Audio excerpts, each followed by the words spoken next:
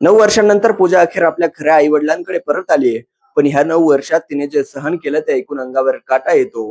पूजा फक्त 9 वर्षांची होती. शाळेसमोरून तिचं अपहरण करण्यात आलं. तिला देशाच्या वेगवेगळ्या भागात फिरवलं गेलं, तो वहां से डायरेक्ट हाजी मलम लेकर गए पहाड़ पे। हम लोग गोवा चले गए। जेणेकरून ती स्वतःचं घर, आई वडील आणि भूतकाळ सगळंच विसरून जाईल. सुरुवातीला त्या किडनॅपरने तिला स्वतःच्या मुलीसारखंच ठेवलं, कारण त्यांना स्वतःचं मूल नव्हतं.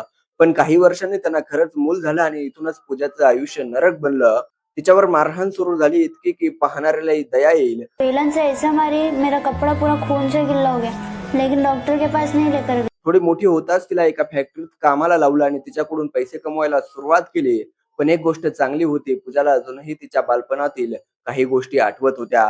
फॅक्टरीत तिची एका महिलेबरोबर मैत्री झाली. पूजाने तिच्या मनातलं सगळं त्या महिलेला सांगितलं आणि त्या महिलेनं जीव तोडून प्रयत्न केले पूजाला तिच्या खऱ्या आई वडिलांपर्यंत पोहोचवण्यासाठी.